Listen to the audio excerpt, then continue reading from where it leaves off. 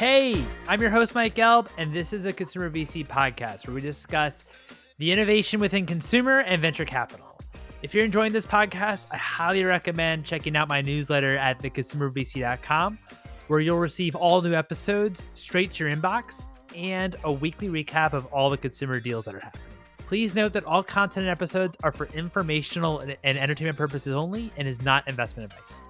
This episode is brought to you by Vobin from Carta. Vobin from Carta is the easiest way to launch and run your venture investing. They offer SPVs and fund vehicles for GPs at all stages of the journey, from your first syndicate to operating a multi-million-dollar venture fund. If you're interested in investing in startups, stick around after the episode where I chat with Gabriel Shin from the Vobin from Carta team, who shares his perspective and tips about how to start investing and how Vobin from Carta can get you set up. The link to Vobin from Carta's website is in the show notes. Thank you, Daniel Gulati, for introducing me to our guest today, Mike Salguero. Mike is the founder and CEO of ButcherBox. ButcherBox delivers 100% grass-fed beef, free-range organic chicken, humanly raised pork, and wild-caught seafood directly to your door. ButcherBox is a unique brand that we're covering on this show since it's actually not venture-backed. Mike bootstrapped it all the way to $600 million in sales, which is pretty phenomenal. Previously, Mike was the CEO at CustomMade that was venture-backed. So we discussed some of the differences between venture-backed and bootstrap businesses, when he knew that ButcherBox was going to be bigger than he intended, how to find businesses based on the lifestyle you want to lead, and ButcherBox's growth journey, which is pretty phenomenal. Without further ado, here's Mike. Mike, thank you so much for joining me here today. How are you? Great, doing well. Thanks. So, want to start from the very beginning, or at least the beginning of your CustomMade journey. So, that was so you bought CustomMade initially. What was the premise behind the company? Why did you ended up purchasing it, and what were you kind of looking to achieve, or the opportunity that you thought? Yeah, my co-founder and I were both working in real estate and really had a dream of going into business together. And in 2008, he was buying a custom coffee table and stumbled across this website, CustomMade.com, and bought a beautiful coffee table from a woodworker in Maryland. And during the process of purchasing this coffee table, the maker's like, I make all of my money from this website, CustomMade, and I pay $35 a year for my subscription. And so Seth, my buddy, and I, two real estate guys, were like, this. We called it a shack in Manhattan. This is like a shack in Manhattan. Great SEO, great foot traffic, lots of business happening. And what it needs to be is like repivoted, and we need to spruce it up. So this was 2008. The website was being run by a webmaster who owned the website. It was making $35,000 a year in sales. And I reached out to him and was like, we'd like to purchase the website. And he didn't respond to me. A few months later, I was let go from my job working as a real estate developer. And I wanted to get let go. I was trying to get laid off so I could collect unemployment and start a company. And, he, within like a week of me being laid off, he wrote back and was like, I'll sell. This was 2008 when the world was kind of collapsing in terms of the financial world was collapsing. And we ran around town with a logo on a cell phone and went out to raise $500,000, 140,000 of which was to purchase the website, and then the rest was going to be to like pivot the website to new technology. So people should be able to log in, manage their own profile, et cetera, et cetera. We had no web experience whatsoever. I was 26 at the time, so no running a business experience whatsoever. In fact, the first mentor I found, I literally was like, "What do I do? Like, what does a CEO do all day?" And we got started, and that was a 7.5-year journey. We raised about $30 million of financing. We did 5 rounds of financing. The third round is when we finally got some VCs involved. Google and First Round Capital led a round. And then 6 months later, another firm that didn't get in the first round. It's always good to have a firm that didn't get in the first round so that they're like hungry to do another round. They wanted in, so then we raised, 4 million, and then a year after that we raised 18. And so very heavily heavily financed. And the business didn't work. The original business which was a subscription business for woodworkers, probably would have worked if we had not spent money as quickly as we did. But when we decided that we wanted to raise venture, we went out looking for venture capital, and everyone's like, "No, like woodworking business, no way. I'm not doing that. That's not transformational." And then we started talking about the potential of it being a marketplace, like where you as a customer could post something that you want and makers could bid on it. And literally, as soon as we said the word marketplace, like everyone wanted in our deal. This was 2011. It was Airbnb and Uber, and kind of this world of like a two-sided marketplace was like really hot, and people didn't want to miss out on the next deal. So we ended up, yeah. So we ended up raising a bunch of money. It didn't go well. What we were really good at was selling people on our vision, without product market fit, and it was like pushing a boulder up the hill. Like we'd always be like, "Oh, we need to get to this milestone," and we'd like totally miss it. And then like, "We need to get to this one," and we totally miss it. And then our board is like, "It must be a product problem. It must be an engineering problem. It must be a marketing problem." And so little by little, we went around the company and had to let a lot of people go, and just tried and tried and tried and tried and tried to make it work, and it didn't work. Ultimately, we had a venture bank. We did a friendly foreclosure where they foreclosed on the asset. My co-founder then did a workout with them. He still runs the company today. CustomMade.com is now just a jewelry site, and they do all the work. There's no like maker piece. It's like if you want an amazing engagement ring that is totally custom and half the price that you normally pay, you go to CustomMade and they can do that for you. Yeah, I'm actually now an investor in CustomMade. I'm still rooting for CustomMade. I'm rooting for my co-founder to turn it into the business we always thought it would be. But I left when the foreclosure thing happened. I and about 50 employees left. I was planning on taking like 100 days off, and I ended up taking the weekend off and then starting ButcherBox. And when I started ButcherBox, I was okay with it being a hobby business. Like my vision for the business, I think entrepreneurs, like before you start a company, you should like think out 3 years and what does your life look like. My vision for the company was that it was a hobby, that I was just, I was in Argentina at a coffee shop, and yeah, I was looking at my numbers. Then I closed my laptop and go about my day. That did not turn out to be the case. Once we launched ButcherBox, it really just like the snowball just started gaining momentum, which is a very different experience for me than the one I had been living for 8 years at Custom Made. So during Custom Made, I mean, you mentioned how you pivoted the business from a subscription to a marketplace business, which a marketplace business, you're taking a percentage off the sale. Did you pivot to marketplace once you got word that VCs were interested in marketplaces, or like and you wanted to raise from VC so badly, or what was kind of like the initial reasoning behind actually pivoting that business? We had subscribers, right? And so we were calling new potential subscribers every day, like sending them emails and calling them and trying to get them to sign up for our site. And the biggest complaint we got was like, well, how do I know there's any work on that website? And so we created this thing called the job board.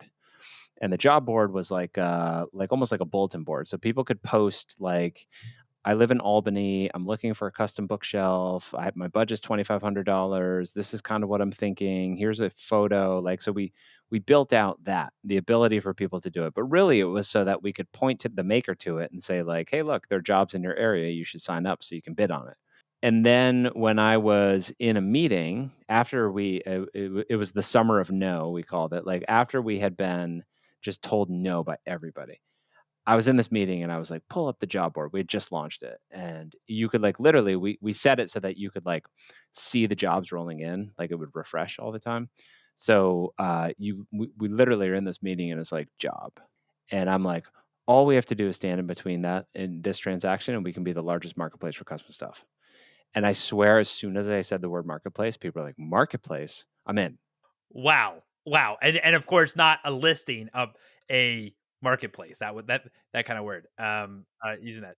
Yeah, so then, like, we raised money against the vision of creating a marketplace, and then we launched the marketplace, and once we launched the marketplace, it started to, like, show signs of it potentially working, and then that's when that, like, other investment came in 6 months later, and, it just kinda snowballed from there. And in your mind, in terms of why the model you thought worked for VC funding, is that because you just thought that the opportunity was so huge that it made sense for VC? Here's the thing about VC, like, if you think about if you're an entrepreneur and you're, like, you're in it, right? And you're 28 and you don't really know what you're doing, right?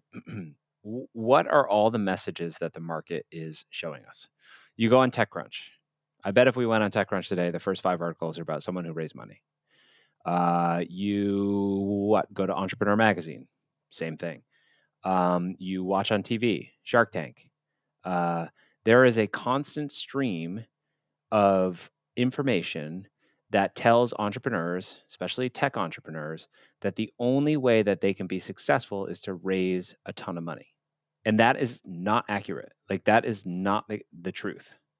There are way more businesses out there, entrepreneurs out there, who went the path of not raising money and have, like, their own business that is, like, they can do what they want, they can have the lifestyle that they want. There's, like, plenty of reasons to not raise money. And in our first company, I mean, if we had just stayed at the friends and family or the angel round, like, we needed to raise money to, like, buy the $140,000 website. But if we had just stayed at kind of that amount rather than being like, "Oh, everyone else is raising venture, we should raise venture," we would have done great. But instead, we got enamored with this idea of raising venture, and it was a big mistake.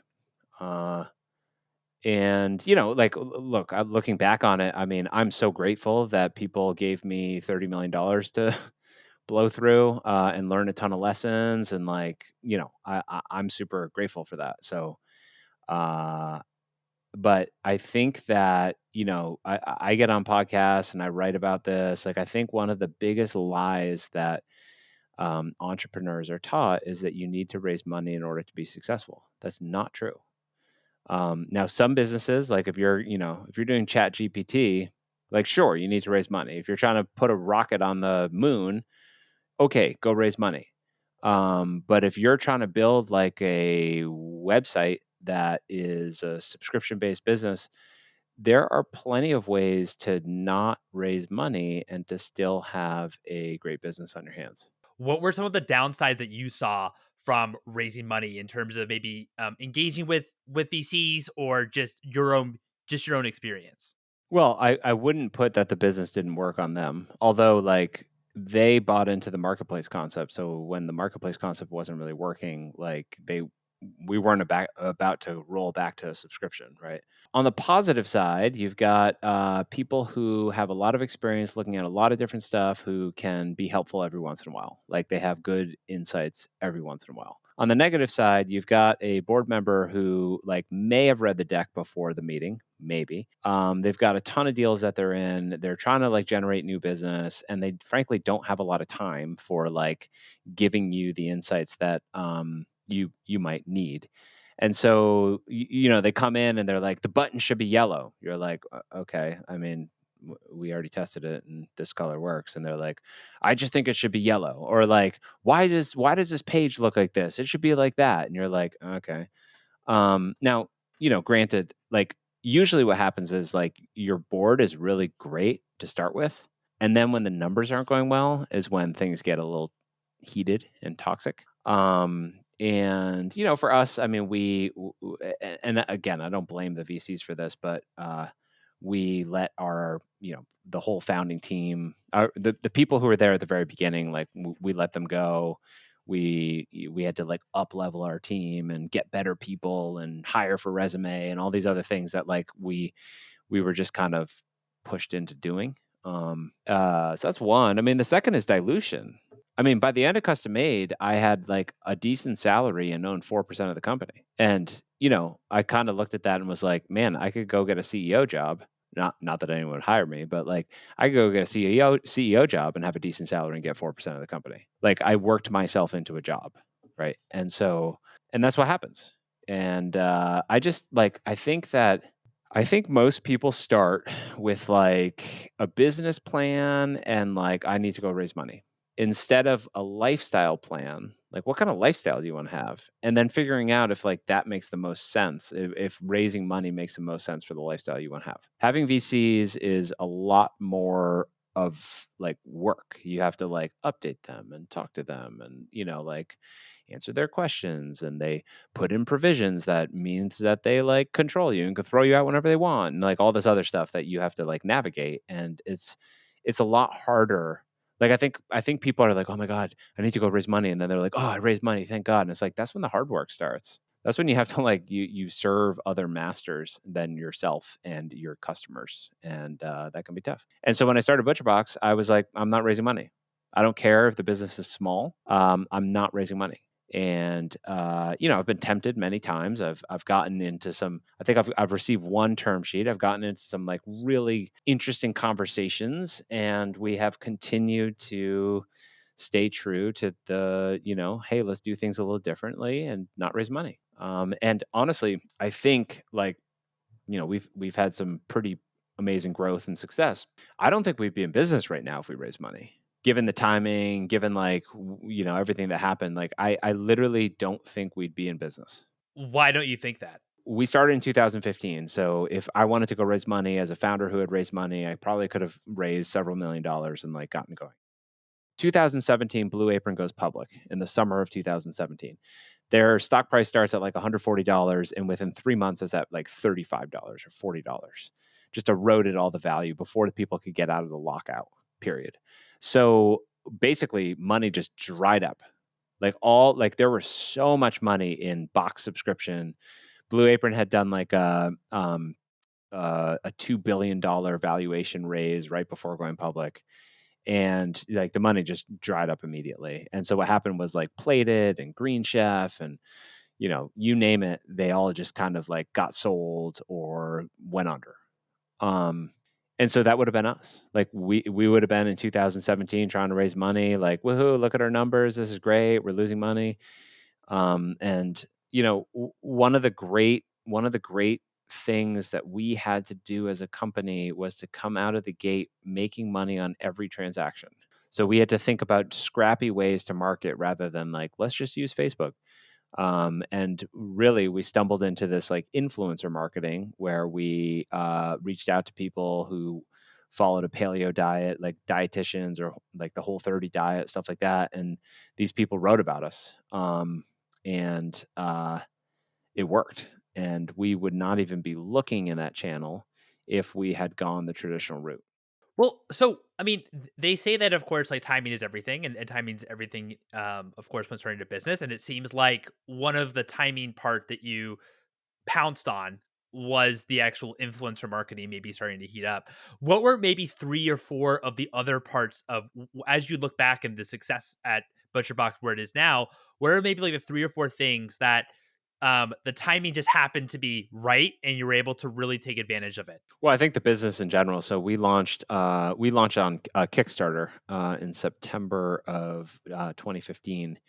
The September issue of Consumer Reports was the case for grass-fed beef. So I think just like Oh. the timing of the whole business was like perfectly primed. So there was that. Influencers worked really well. We were pretty early on Facebook video. So like in 2017 and 18, it was pretty clear that Zuckerberg slash Facebook were going to be prioritizing video content.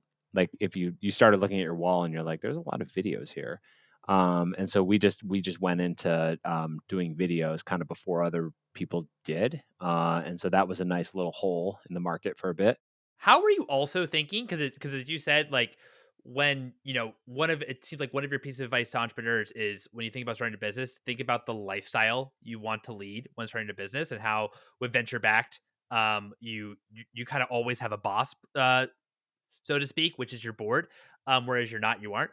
What were kind of like the lifestyle that you wanted to achieve? And also, I mean, like, how did you also approach it? If the lifestyle maybe was more relaxed per se, than a than it was at custom made, at least when you were venture back to custom made.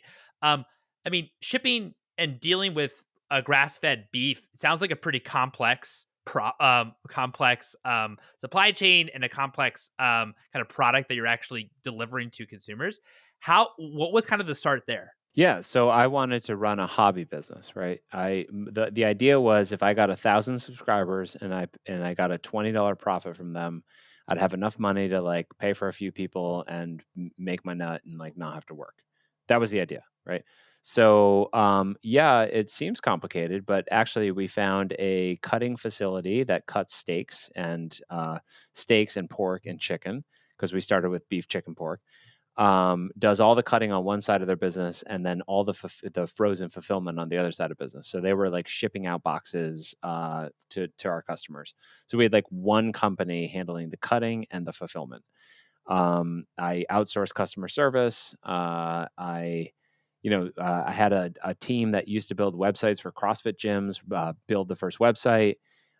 We used code that was easily like, you know, it was like basically WordPress on top of Stripe, so that like I could find Odesk workers to be able to like, I guess Upwork now, to be able to like work on. And so yeah, no, it was like set up as a hobby, and then even down to like, so one, meat had not been sold on subscription, really. Like Omaha Steaks was the biggest player. Omaha does gift giving. They don't do subscription, right? So that was unique, and the reason why is because I wanted it to be a hobby business. Two, we did this thing where it was a curated box. What that meant was like we were going to ship you whatever we wanted to. You were going to give us $129, and we were going to ship you whatever we wanted to. Why did we do that? Well, we didn't have any money, so we didn't want to guess at inventory levels. Like we didn't want to be like, "Oh, how many ribeyes are going to be sold this month?" We wanted to say like, "Here's a box. We're going to put together the box with the great stuff that we think that you'll want and ship it to you." And that worked. Well, how also did you think, if it was, meant to be a hobby business and meant to have, this ideal where we have like 1,000 customers that are, a really kind of small but very robust customer base, you're making maybe $20 on each customer, so you can have this incredible lifestyle business. When did that thinking begin to flip? Because now you're at, I think, like 600 million. It's like a pretty large business. When was that kind of thinking that, oh wow, I actually have something here that is much larger than what I initially set out to be? It was like day 2 of the Kickstarter. Yeah, because it just started being pulled. Like, we started being like it just resonated, and we started seeing a whole I mean, within 3 days on Kickstarter, I think we're up to, like, 100 grand in purchasers, and, it was clear to me that we had something bigger on our hands than the hobby business that, I had wanted to start. But, like, even still, there's a way in which you can like, so I tell people like I think entrepreneurs should go and do like a visioning exercise where you think about your life 3 years in the future and like what are you doing? What does your day look like? Are you going to the gym before you go to work? Are you actually working from home? Are you hanging out with your kids? Blah blah blah blah blah. Like what's your day? The whole thing. Describe it. Are you in an office? How many employees? Who are you interfacing with? Like what do you do all day? Are you in your zone of genius? Are you doing the work that you love? Like everything, right? And oftentimes it's like go for a walk, let your heart speak, and like write down what your soul is telling you rather than like your head. Get out of your head, write something down.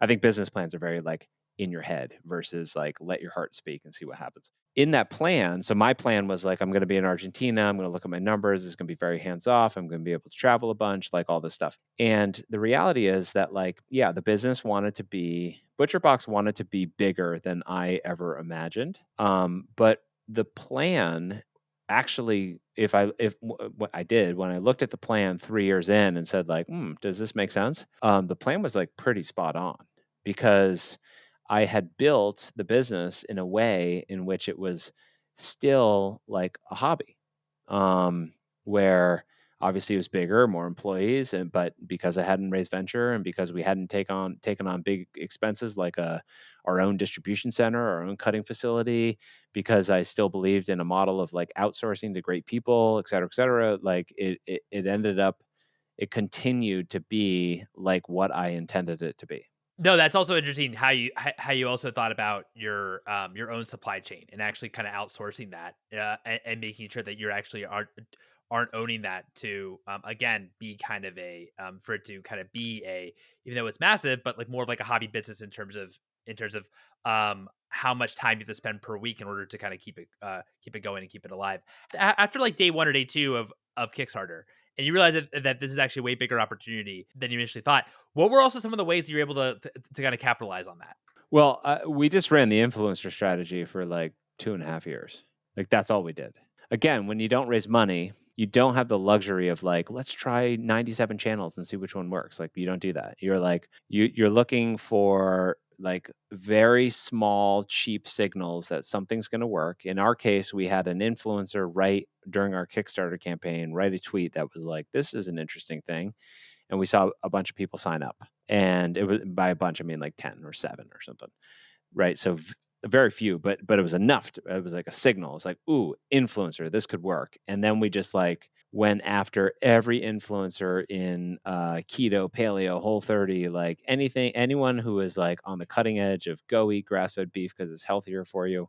We reached out to all of them, and within 2 years, we all of them had promoted us as their choice for grass-fed beef. How do you think about like the grass fed beef market like moving forward? How do you think about from a growth perspective? Is there still like a lot of room for it to grow? Yeah, grass-fed beef is, and again, we don't just do beef. We do beef, chicken, pork, bison, lamb, seafood. Like we do everything. We're trying to compete against like you going to the back of the grocery store. And we're trying to be in the grocery store. So grass-fed beef is unfortunately not growing that fast. The recent data that we've seen projects a 4.5% increase year over year.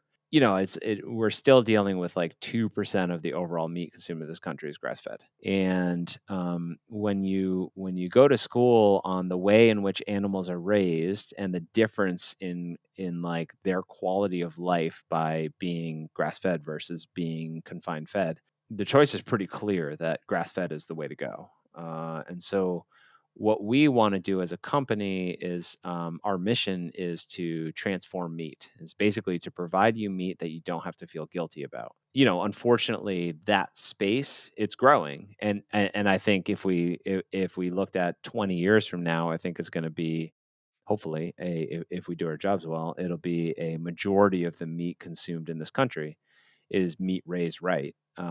But that's not where we are today, and it's not growing fast enough. How then when you're partnering with farmers and also on the supply side, how do you also think about like product quality? And since of course you're not owning your own distribution. Here's the thing. I think that it's a common misconception amongst entrepreneurs, especially those who have taken a lot of funding, to believe that you can do it better than a different company. And oftentimes it's like, well, like we need to do our own distribution because like our employees will care more. And it's like, well, that's kind of true, but we believe in a model more similar to Toyota, which is like, how do we hire the best vendors we can find and then hold their feet to the fire in terms of quarterly business reviews and like, let's improve this and, like telling people what needs to be improved and then kind of working with them to improve far faster than starting your own anything.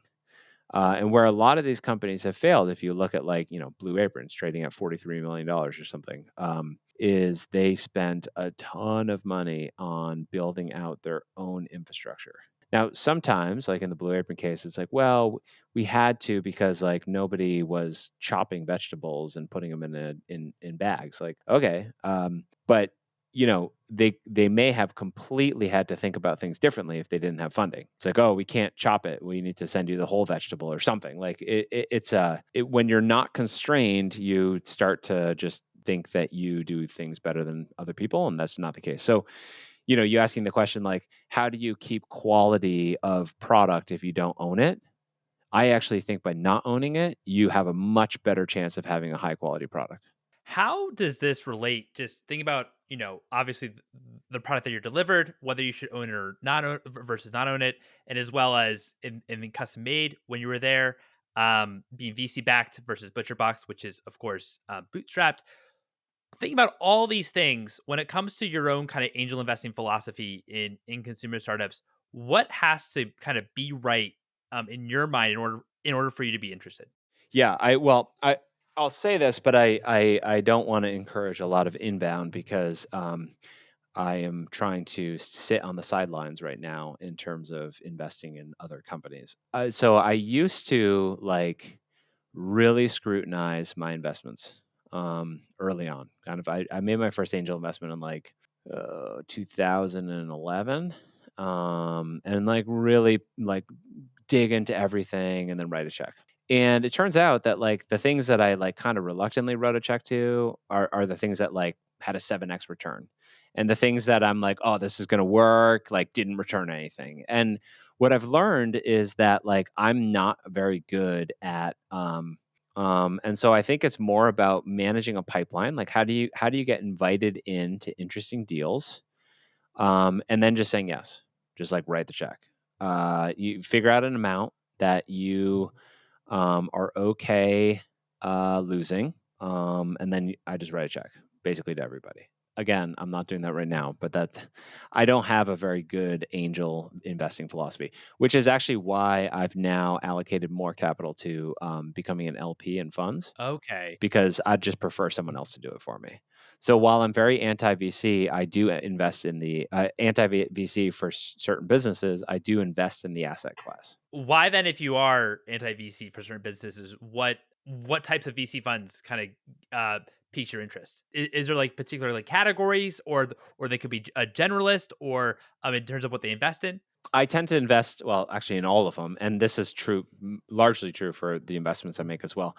I tend to invest in like people I think are good operators, like people who I've seen out there for the past 10 years, like just doing good work. Those are the types of places I like to invest in. Oh, that's great. That's great.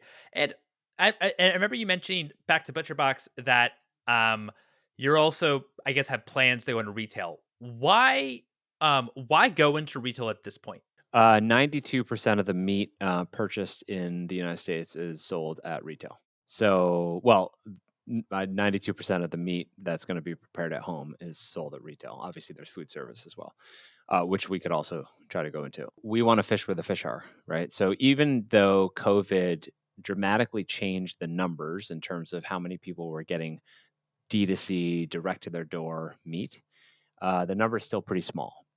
And so we believe like what we're trying to build here is a beloved brand that's known for doing things right. And I don't think that that needs to just be an online experience. I think if you want to be a brand, well, the place where most brands are purchased is the retail store. And if you think about it, there's actually not many brands in meat. Like the number of brands in meat that people can name is generally less than five. So it's a massive space with, I believe, quite a large white space of having your own brand. What's one book that's inspired you personally, and one book that's inspired you professionally? Personally, well, it's kind of like professionally, personally, but The Big Leap by Gay Hendricks. Cliff notes on that one is everybody has a thermostat of joy that they allow themselves to feel. So let's just say your thermostat's set at 72 degrees. What happens is if things are going really well in life, new kid, business is doing great, you're feeling in shape, like things are going great. If you go above the 72 degrees, you start to sabotage your life to bring yourself back down to 72. And so the book is all about the practice of like noticing that that's happening and also reinforcing to yourself that you deserve to be happy and you deserve more joy. So you can go from 72 degrees to 73 degrees to 75 degrees. And that's been personally very good for me because I had a lot of stuff go really well. Not only did I have a business that like took off beyond my wildest dreams, I also was blessed to have. I was a year into the business, and I had identical twin girls born, which is a 1 in 100 chance. And I just felt like all of this amazing stuff happening, and kind of freaked out. Like it was hard to appreciate that, and I started to self sabotage rather than like being okay in the moment and telling myself I needed more or I deserved more joy. On the professional side, man, I read a ton of books.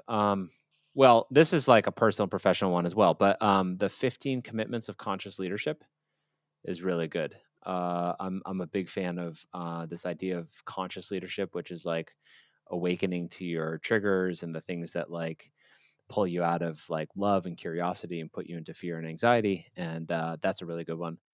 And then on the like real business book, I mean, the whole like Jim Collins, Good to Great, and the other one, Built to Last, and the other one are great. Yeah, there's a ton of books that are worth reading. No, I appreciate that. The Big Leap, we haven't had that one mentioned before the podcast, so very original, Mike. Very original. Like Yeah. excited as add that to the book list. And on the leadership side, how do you feel that your leadership style might have changed ever since from when you were first CEO at CustomMade all the way up till now? So CustomMade, I had a co-founder, and a board and a lot of pressure, and didn't really have the confidence. I was 26 and like didn't necessarily have the confidence that I knew what I was supposed to do or knew what I was doing. My tendency at now is I'm a heart-based leader. My goal, my like part of my job is to like love my people, love my employees, love my customers, love our vendors, like just love. And so I lead with my heart. I am oftentimes blamed for being overly generous or too idealistic or whatever. And I just believe that people actually like work. It used to be that you come to the office every day, but people like you work more than you do like spending time with your family. People are making an enormous sacrifice to be working for me. And I try to honor that and feel that every day rather than just like try to extract from them because that's just like not how it works. I used to be more of a fear leader. My co-founder and I would walk around and be like, "Hey, you coming in on Saturday?" And like, "You better." There was a lot more fear. And I think frankly that was our fear that we were just like pushing on everybody else. And that doesn't work. I I'm I'm a big believer in just opening my heart and being a heart-based leader. Appreciate that. I appreciate that. Well, Mike, I really appreciate you coming on the show. Thank you so much for your time. Yeah, thank you. Appreciate it. And there you have it. It was a pleasure chatting with Mike. I hope you all enjoyed this one. Gabriel, thank you for joining me today. How are you? Yeah, really great. Thanks for having me, Mike. No, it's a really appreciate it. So, what do you feel like, maybe on like the SPV side of things and also on the emerging managers side, what do you think that they maybe struggle or have like a hard time with? Yeah, so I think with the angel side, a lot of angels will be investing directly, and some are unfamiliar with the concept of an SPV. Syndicating is a concept that's used in the financial markets, whether you're a bank syndicating loans or a bank syndicating investments. It's a really good way to share your network, deal flow with your network. Get into those really competitive deals by having those higher minimum tickets, pulling those funds together. So I think, for angels, the concept of SPVs and syndicating is relatively still new, and there's a large market where I think they would significantly benefit. You're able to also monetize off that deal flow as well, so you can charge carry, which is a portion of the profits upon an exit scenario, or you can charge fees. So, you know, finding an opportunity, trying to fundraise for the deal is a lot of hard work, and sometimes being compensated for that does definitely help incentivize the deal. For emerging fund managers, it's a really great way to start building your track record. So, when you're talking to LPs or investors, one of their strategies is how do I get some co-investment opportunities or direct investments? And so building that relationship, showing your deal flow, allows you to build those relationships with those LPs to ultimately invest into your funds. Additionally, it's a really good way to kind of show your track record of the companies that you've invested, where the ability to fundraise, getting access to those top deals, and then going out to the market and showing a track record of your resume. So it definitely paints a better picture than saying one day I want to be a VC fund manager and not having anything to back it up with. No, I appreciate that. Yeah, and for anyone that's listening that doesn't quite understand what an SPV is, how I think about it as well is that you're almost raising a VC fund, but on like one deal. So you're raising from other people, but it's just solely on one deal. So you get like maybe an allocation from a company. Let's say it's like a 200K allocation. Maybe you put up 20K in that 200K allocation, and then it's your job to go out and to actually fulfill the rest of the round with other investors. And then, as Gabriel said, you can charge a carry from it. So that's like a percentage of the profits. So that typically is around like 20%. Is that roughly right? Yeah, that's exactly right. So SPVs, or special purpose vehicle, is a legal entity that's incorporated. And venture, it's predominantly used to pool funds together, invest into a single asset or company. And with that, you have the functionalities of commercializing some of that. The legal entity. So, as you mentioned, earning some carry, earning some upfront fees, and really compensating your hard work for, fundraising. If you are loving the show, I highly recommend checking out the newsletter at theconsumervc.com, where you'll receive all new episodes straight to your inbox and a weekly recap of all the consumer deals that are happening. I'm also doing some more events, so you'll also be the first one to receive information about those.